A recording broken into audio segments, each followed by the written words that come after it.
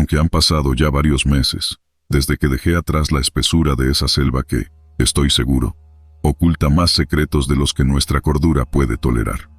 Mi nombre es Emilio Sánchez, y esto que están a punto de leer es mi testimonio, por improbable que parezca. Hace un año, nuestro pelotón fue asignado a una misión de reconocimiento en una de las selvas más densas y remotas de México. El objetivo era claro: verificar la presencia de actividades ilegales y asegurar la zona. Éramos un grupo cohesionado, acostumbrado a la adversidad, pero nada nos podría haber preparado para lo que encontraríamos. Desde el primer día, cuando el helicóptero nos dejó en un claro improvisado, algo no se sentía bien. No era solo el calor húmedo, ni los sonidos omnipresentes de la selva. Era algo más, una sensación de estar siendo observados. Al principio pensé que era el estrés o el cambio de ambiente, pero esa sensación nunca se disipó, solo se intensificó con cada paso que dábamos bajo el espeso dosel.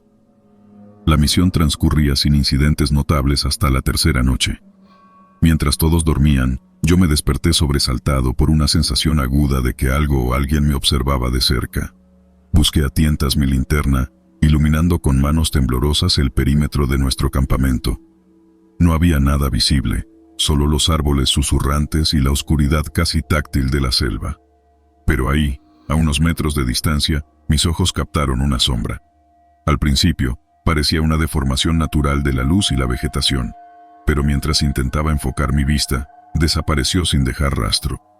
Los siguientes días, la sensación de ser observado se volvió constante. Durante las marchas, en las pausas, mientras comíamos, siempre había una presencia justo fuera del alcance de mi vista, escurridiza, casi burlona. Lo mencioné en voz baja a algunos compañeros, pero ninguno pareció darle importancia. Atribuyeron mis sensaciones al cansancio o a la tensión de la misión. Fue entonces cuando comenzaron los susurros. Al principio eran apenas perceptibles, como el roce de las hojas o el crujir de ramas bajo el peso de algún animal nocturno. Pero con el tiempo, los susurros se hicieron más claros, más dirigidos. Oía mi nombre, pronunciado de manera lenta y deliberada, arrastrado por el viento que se colaba entre los árboles. Una noche, decidí confrontar lo que fuera que me acechaba. Me alejé un poco del campamento, guiado por los susurros que me llamaban hacia una parte densamente arbolada. La luz de mi linterna danzaba entre los troncos, creando sombras grotescas que parecían moverse independientemente. «¿Quién está ahí?», grité, mi voz más temblorosa de lo que hubiera querido.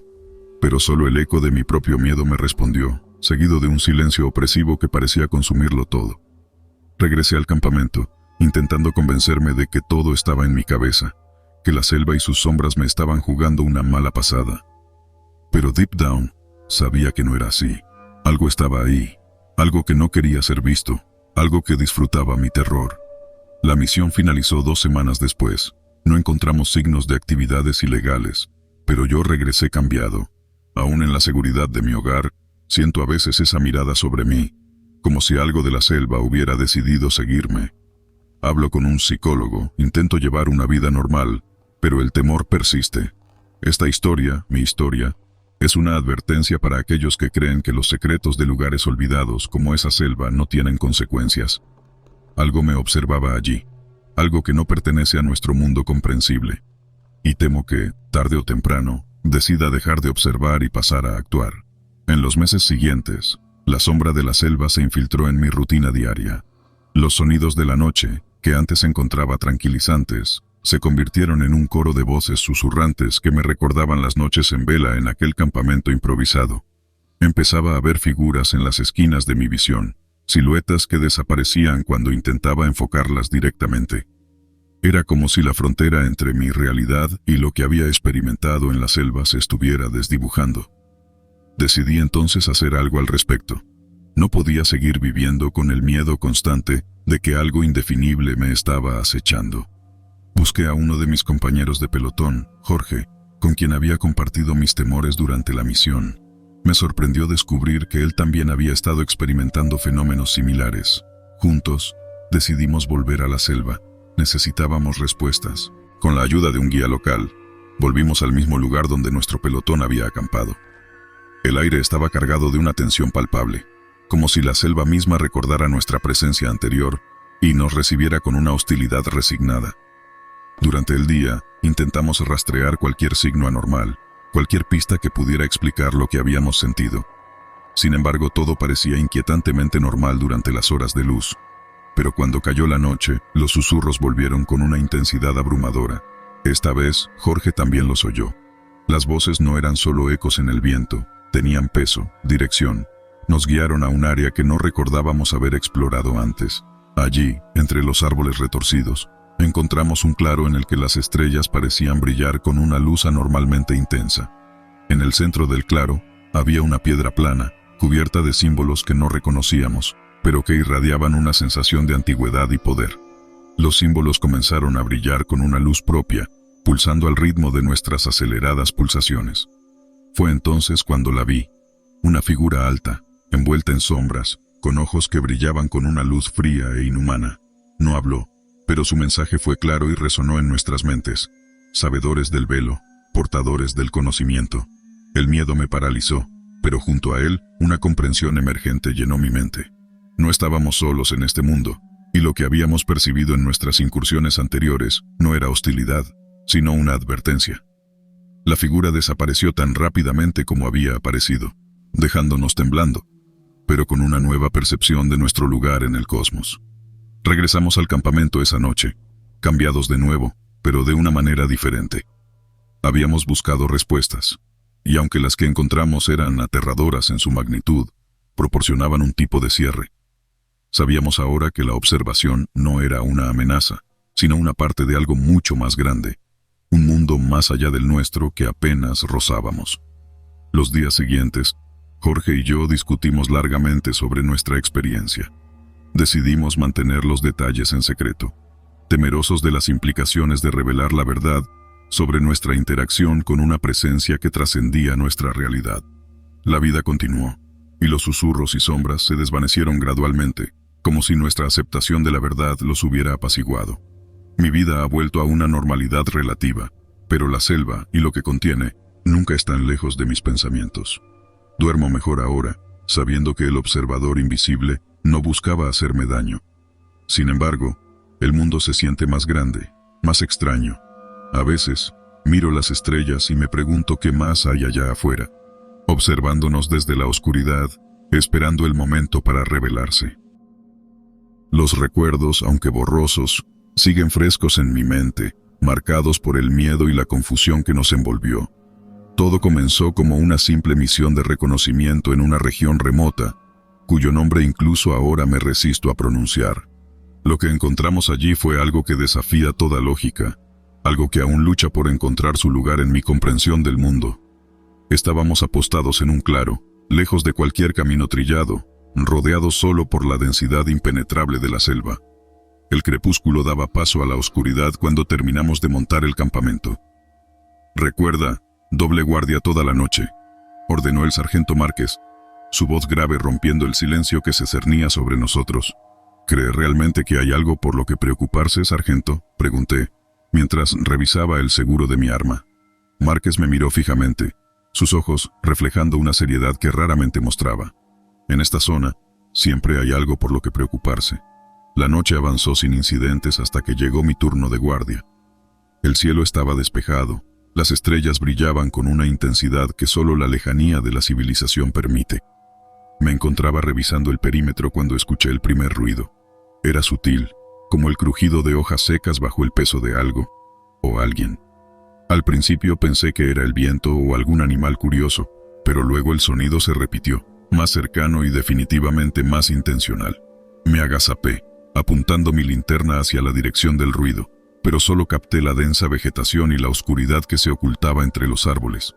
«¿Hay alguien ahí?», desafié en voz alta, intentando ocultar el temblor en mi voz. No hubo respuesta, solo el eco de mis propias palabras entre los árboles. Volví al campamento, alerta y con la sensación de ser observado. Al llegar, encontré a Márquez despierto, mirando hacia la oscuridad. «Algo o alguien está jugando con nosotros», murmuró, mientras inspeccionaba una mochila que claramente habíamos dejado cerrada y que ahora estaba abierta, su contenido esparcido sin cuidado. «¿Crees que son los insurgentes?», pregunté mientras ayudaba a recoger las cosas. «Lo dudo», dijo Márquez, sacudiendo la cabeza. Serían más directos. Esto es diferente. A medida que la noche se prolongaba, los incidentes se volvieron más frecuentes y perturbadores. Escuchábamos pasos que no llevaban a ningún lado. Veíamos sombras que se movían justamente fuera del alcance de nuestras linternas y objetos que cambiaban de lugar sin explicación. Cada vez que intentábamos rastrear la fuente, todo lo que encontrábamos era la silenciosa opresión de la selva. En un punto, cerca de la medianoche, todos estábamos despiertos, formando un círculo alrededor del fuego, saltando a cada ruido. «Esto no tiene sentido», dijo Ana, una de nuestras exploradoras, con la voz entrecortada por el pánico. «Nada de esto tiene sentido». Fue entonces cuando lo sentimos. Un frío inexplicable se cernió sobre el campamento, como si una sombra gigantesca hubiera pasado sobre nosotros. Todos miramos hacia arriba, pero no había nada, solo la oscura bóveda del cielo nocturno. «Estamos siendo cazados», dijo Márquez, su voz apenas un susurro, «por algo que no podemos ver ni entender». El clímax llegó cuando un grito desgarrador cortó la noche. Era Luis, nuestro navegante, quien había estado revisando el equipo de comunicación a unos metros del campamento. Corrimos hacia él, encontrándolo en el suelo, temblando, apuntando hacia la selva. Lo vi, o lo que sea, sus ojos no eran humanos. No había tiempo para preguntar o dudar. Rápidamente formamos un perímetro defensivo, nuestras armas listas, nuestros ojos escudriñando la oscuridad, buscando cualquier indicio de movimiento. Pero no hubo más ruidos, ni sombras, ni ojos brillantes. Solo el silencio abrumador y la tensión que colgaba en el aire como una pesada cortina. Márquez decidió que debíamos movernos. No vamos a ganar nada quedándonos aquí a ser acosados toda la noche. Vamos a intentar llegar a un área más despejada, algo que nos dé ventaja visual. Su orden no admitía discusión.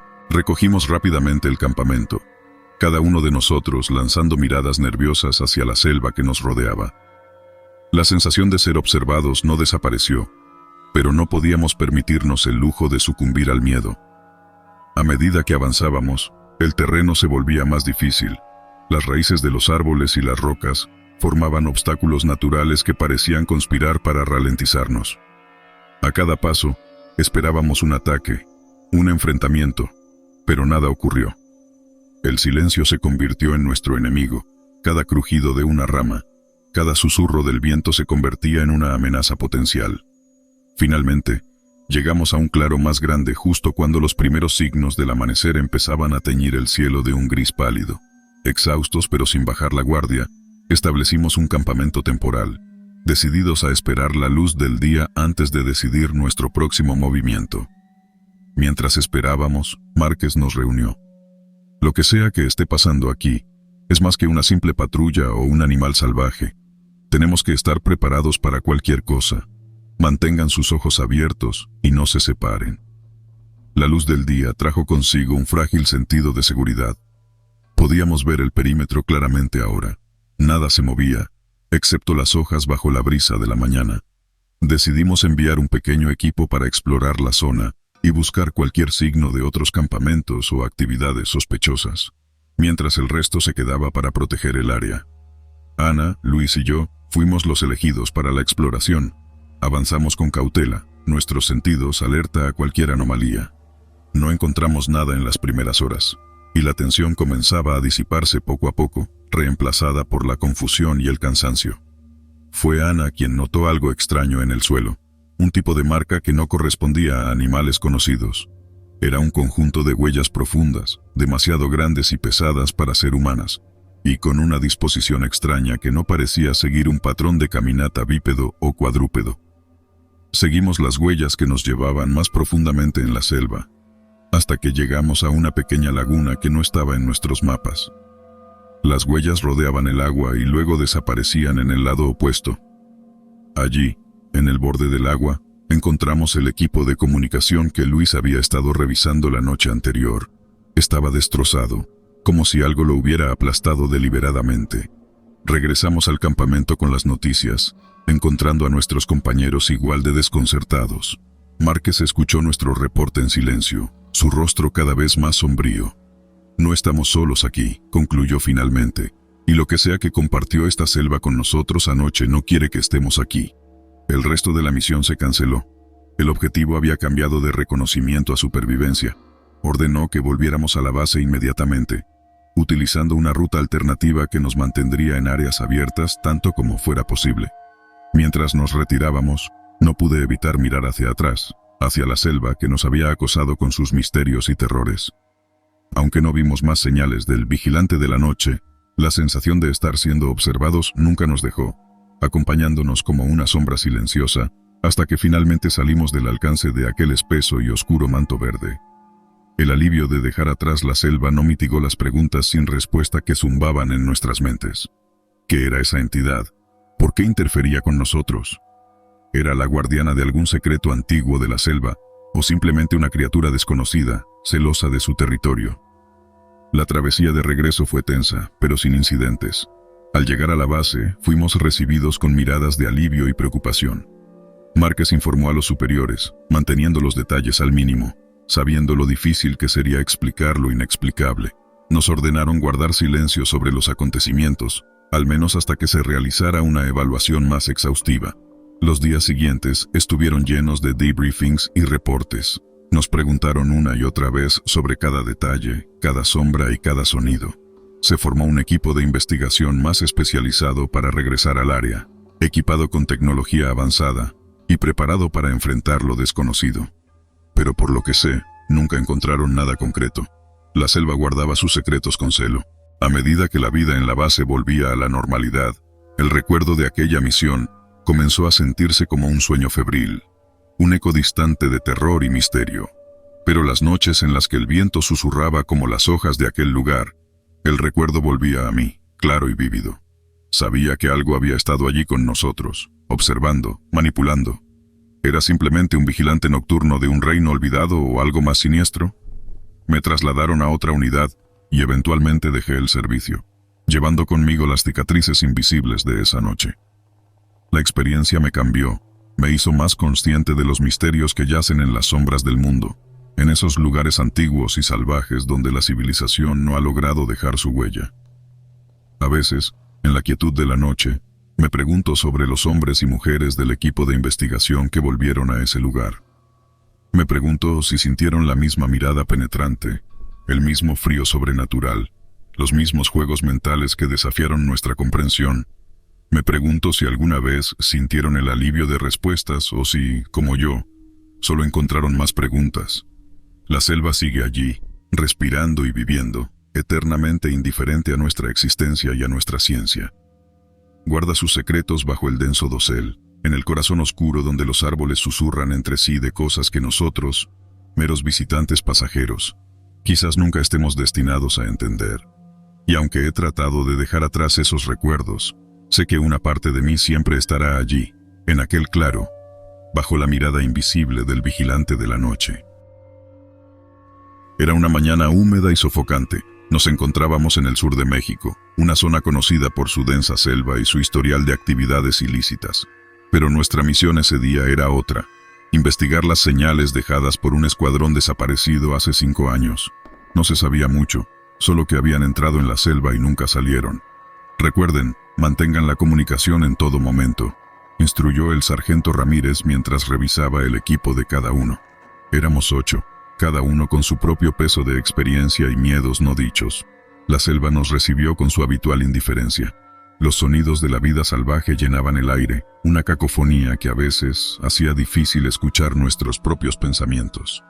A medida que nos adentrábamos, encontramos la primera señal: una mochila parcialmente enterrada bajo hojas en descomposición.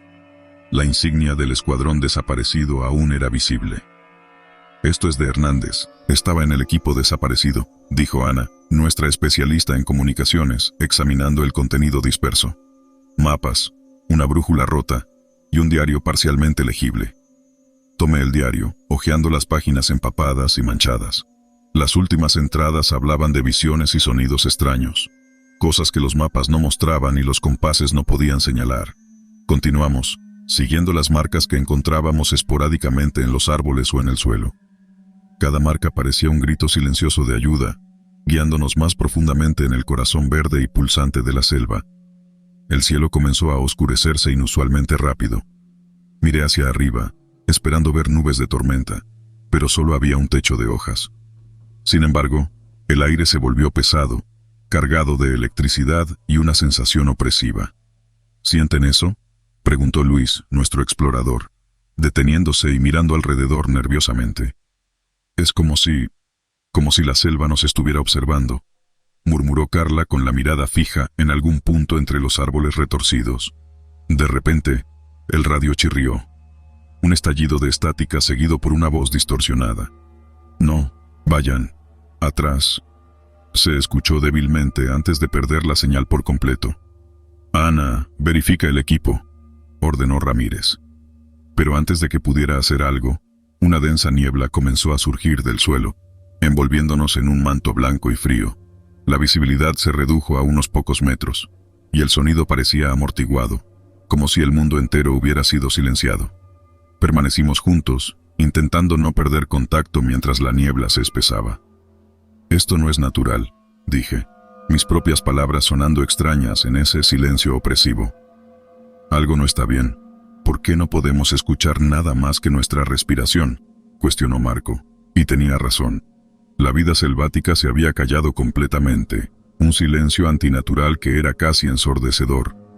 Avanzamos a tientas, guiándonos más por el tacto que por la vista. De repente, Carla gritó, lanzándose hacia atrás hacia nosotros. Algo me tocó, algo... Nadie vio nada, pero el pánico se palpaba tan densamente como la niebla. Ramírez decidió que debíamos establecer un perímetro y esperar a que la visibilidad mejorara. Pero el tiempo parecía distorsionado, y la espera se sintió eterna. Cuando la niebla finalmente comenzó a disiparse, el alivio fue palpable, pero lo que vimos después solo alimentó nuestro creciente terror. Estábamos en un claro que ninguno de nosotros recordaba haber cruzado, y en el centro había un árbol gigantesco, sus raíces gruesas y retorcidas como las de un anciano monstruoso. Sobre las raíces colgaban docenas de pequeñas figuras hechas de ramas y cuerdas, oscilando ligeramente con una brisa que no sentíamos. ¿Qué es esto?, preguntó Ana, su voz temblorosa. ¿Son amuletos o advertencias?, respondió Luis, su rostro pálido bajo la luz intermitente que comenzaba a filtrarse a través de las copas de los árboles. Decidimos no tocar nada y continuar. El sendero se había vuelto más difícil de seguir después de la niebla, como si la selva misma hubiera cambiado de forma para desorientarnos aún más. Las horas pasaron, y el sol comenzó a declinar, lanzando largas sombras a través del denso follaje. De repente, un grito desgarrador rompió el aire. Era Marco, que había ido a inspeccionar unas extrañas marcas en un árbol cercano. Corrimos hacia él, encontrándolo en el suelo, temblando y apuntando hacia el árbol. Allí, tallado en la corteza, estaba un mensaje: no pueden irse. Las palabras parecían frescas, como si alguien las hubiera grabado mientras nos movíamos a través de la niebla. Tenemos que salir de aquí, insistió Ramírez, su voz por primera vez mostrando signos de miedo. Reorganizamos rápidamente nuestros equipos y aceleramos el paso, intentando regresar por donde habíamos venido. Pero la selva no parecía tener intención de dejarnos ir. Los caminos que pensábamos que recordábamos llevaban a más enigmas, y las marcas en los árboles parecían burlarse de nuestros esfuerzos por encontrar una ruta clara. La noche cayó sin advertencia, y con ella, una oscuridad casi tangible. Encendimos nuestras linternas, pero incluso la luz parecía ser devorada por la negrura que nos rodeaba. «Vamos a hacer campamento», declaró Ramírez finalmente, derrotado por el laberinto viviente en el que nos habíamos adentrado. Mientras nos preparábamos para pasar la noche, el silencio era ensordecedor.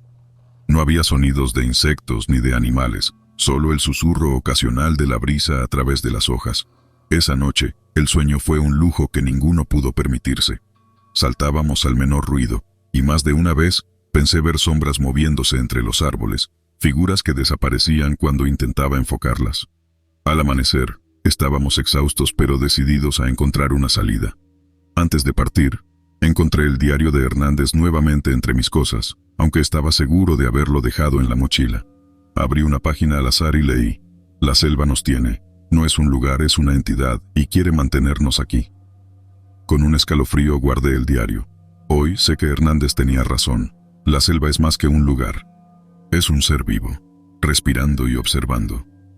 Y ahora, Mientras escribo esto, esperando un rescate que sé que puede no llegar, me pregunto cuántos más como nosotros se han perdido en su abrazo eterno, susurros apenas audibles entre el crujir de las hojas. Aquellos huesos llevaban colgados del árbol más tiempo del que yo había servido en el ejército. Quizás más tiempo del que cualquier soldado podría recordar. Las lianas habían crecido alrededor, como si la selva intentara reclamar lo que una vez fue parte de ella. Pero ahí estaban, bajo la luz difusa del sol, balanceándose ligeramente con el viento húmedo y caliente de la tarde. Fue Ramos, mi compañero de patrulla, quien los vio primero. ¿Ves eso, Sánchez?, preguntó, señalando hacia el árbol mientras sujetaba su rifle con más fuerza. Miré en la dirección que indicaba. Sí, veo algo. Parece un collar. Avanzamos con cautela, nuestros pasos amortiguados por la hojarasca húmeda del suelo del bosque. Al acercarnos, el objeto en cuestión se hizo más claro. Un collar hecho completamente de huesos humanos, pequeños, como de dedos o quizás de muñecas, perfectamente ensartados. Debe ser algún tipo de amuleto antiguo. O una advertencia, murmuré, sin quitar la vista del macabro adorno. Ramos, con ese aire de curiosidad que siempre lo caracterizaba, se adelantó y, sin pensarlo demasiado, lo tomó entre sus manos. Los huesos tintinearon con un sonido seco y triste. ¿Crees que sea mala idea llevarlo con nosotros?, preguntó, casi retóricamente. Definitivamente sí, respondí, pero ya era demasiado tarde. Ramos se lo colgó al cuello, una sonrisa juguetona dibujada en su rostro. Vamos, Sánchez, son solo huesos viejos. Regresamos al campamento con el collar como trofeo, ignorando las miradas de desconcierto de algunos y las de reprobación de otros. Esa noche, bajo el cielo estrellado de la selva, rodeados por el perpetuo coro de insectos y animales nocturnos, Ramos comenzó a cambiar. No dormía, solo se sentaba junto al fuego, mirando fijamente las llamas. De vez en cuando murmuraba palabras ininteligibles, como si estuviera hablando con alguien que yo no podía ver. Lo atribuía al cansancio, o a la tensión que a veces nos afectaba a todos después de días en el campo. Pero al tercer día, Ramos ya no era el mismo. Su piel había palidecido, sus ojos se hundían más en sus cuencas cada hora que pasaba, y aún llevaba el collar. Fue entonces cuando comenzó a hablarme de visiones. «Los veo, Sánchez, a todos ellos», me dijo con voz rasposa, temblorosa. «Es como si ese collar tuviera atrapadas sus almas. Me muestran cómo murieron, cómo sufrieron». «¿Quiénes?», pregunté, aunque no estaba seguro de querer saber la respuesta. «Los dueños de estos huesos. Cada uno tiene una historia, y esas historias son horribles». Sus ojos se llenaron de un terror que no había visto antes en él. «No puedo quitármelo, me lo piden. Necesitan que alguien sepa, que alguien recuerde». La decisión de hablar con el capitán fue difícil, pero necesaria. Le expliqué lo que estaba sucediendo con Ramos, cómo había cambiado desde que encontró ese collar. El capitán, un hombre de mirada severa pero justa, asintió con gravedad. «Lo he visto antes», admitió. «En otro soldado, hace muchos años. Ese collar es parte de una historia antigua de esta tierra, una maldición o una memoria. No lo sé con certeza, pero sí sé que no trae nada bueno.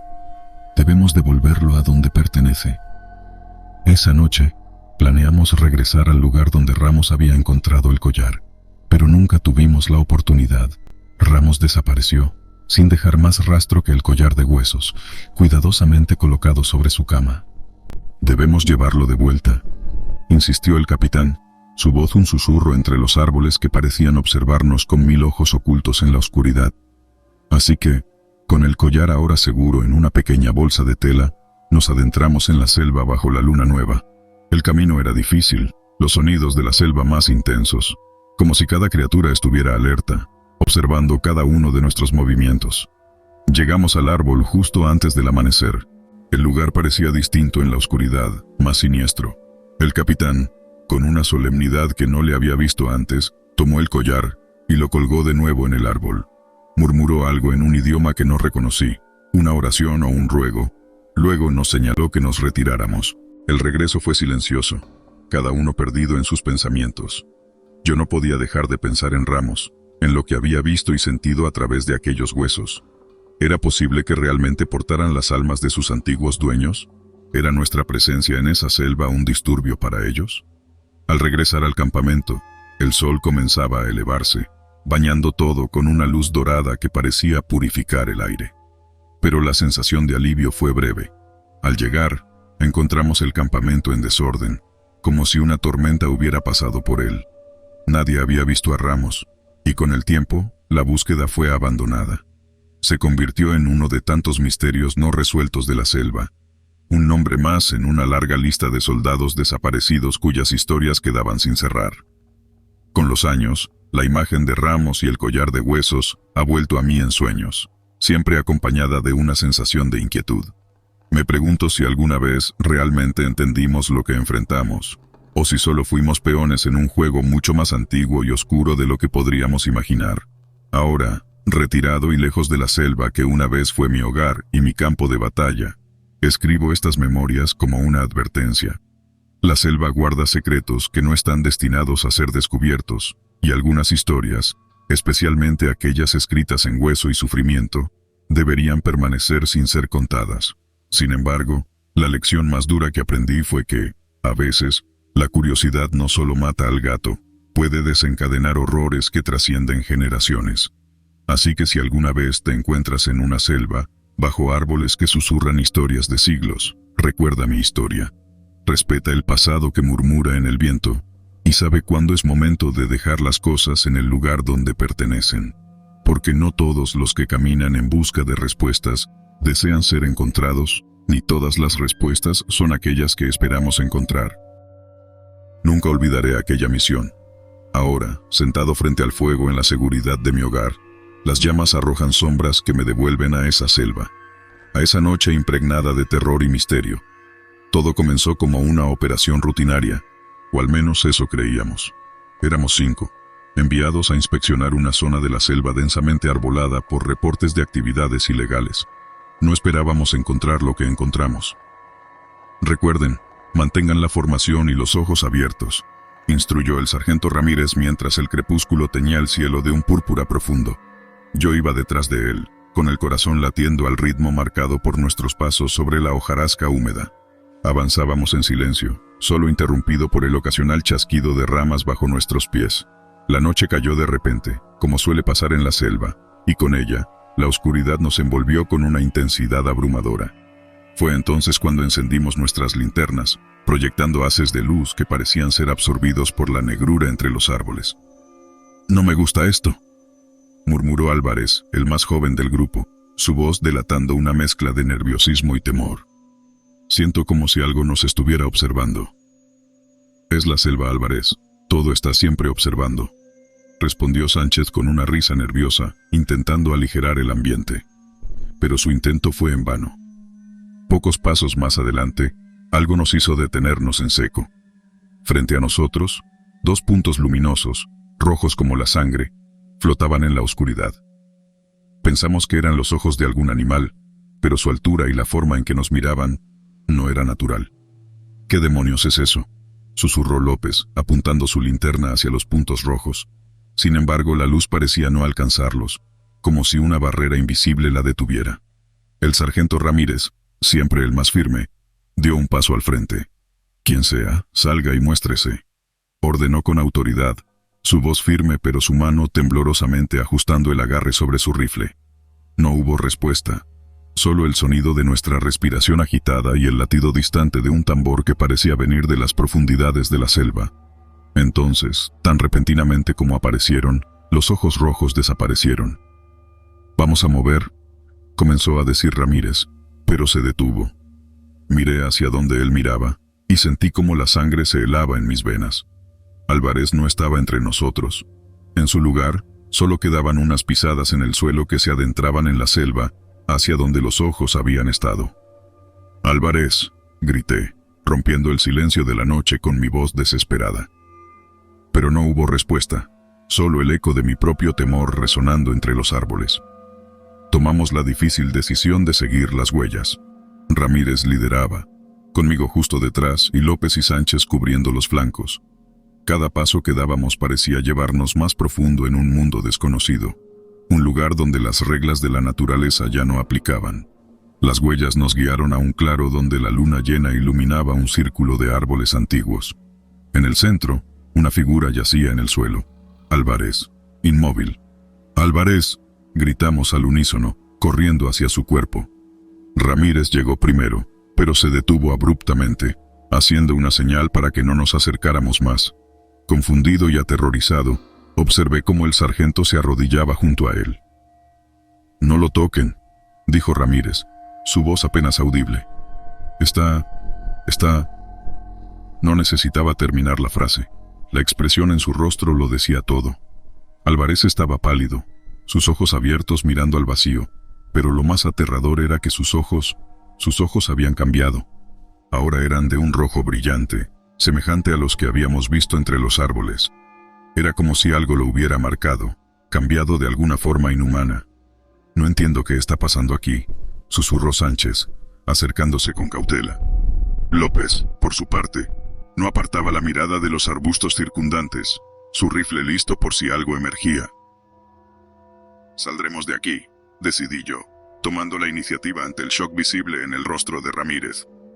«Volveremos con refuerzos, con alguien que pueda decirnos qué ha pasado aquí». Asentimos todos, aunque sabíamos que dejar atrás a Álvarez, aunque fuera solo su cuerpo, era contra todos nuestros principios. Pero la situación nos superaba. Lo cubrimos con una lona que llevábamos para la lluvia y marcamos el lugar en nuestros GPS. El camino de vuelta fue tortuoso, saltando al menor crujido, al más suave susurro de la brisa entre las hojas. Cada sombra parecía acecharnos, cada momento extendía el miedo que ya nos consumía. Fue entonces cuando los vimos de nuevo. Los ojos rojos, esta vez no solo uno, sino muchos, observándonos desde la oscuridad. Nos detuvimos, formando un círculo, nuestras linternas y rifles apuntando hacia afuera, hacia la noche que nos envolvía. «No miren directamente a los ojos», grité, recordando el destino de Álvarez. «Mantengan la vista en el suelo o al frente, pero no directamente a ellos». Pero decirlo era una cosa, hacerlo, bajo la presión del miedo y la curiosidad, era otra. López, impulsado por un deseo de enfrentar lo desconocido o quizás de terminar con nuestra miseria, levantó la vista y miró directamente hacia uno de esos pares de ojos rojos. «López, no», gritó Sánchez, pero ya era demasiado tarde. Vi cómo el cuerpo de López se tensaba, cómo su rifle caía al suelo con un golpe sordo. Sus ojos se encontraron con los míos, brillantes y rojos, antes de que él también desapareciera, dejando atrás solo unas pocas hojas que flotaban hacia el suelo donde antes había estado. El pánico nos golpeó como un rayo. Corrimos. No hacia algún lugar en particular, solo lejos de esos ojos, lejos de la muerte que parecía inevitable. Exhaustos y desorientados, llegamos al punto de extracción donde nuestros compañeros nos esperaban. Explicar lo inexplicable fue más difícil de lo que imaginé. Las miradas de incredulidad de los otros soldados, los murmullos sobre nuestra cordura, todo eso fue casi tan difícil de soportar como la selva misma. Nos evacuaron esa noche, dejando la selva y sus secretos atrás. Pero sé, al igual que Sánchez, que algo nos siguió de vuelta. Algo en la oscuridad nos observa, espera. Mis noches desde entonces han estado llenas de pesadillas, visiones de ojos rojos que me observan desde la sombra de mi propio cuarto. Ahora sé que hay cosas en este mundo que están más allá de nuestra comprensión, y algunas de ellas residen en las profundidades de la selva, esperando en la oscuridad, esperando a que alguien, una vez más, se atreva a mirarlos directamente.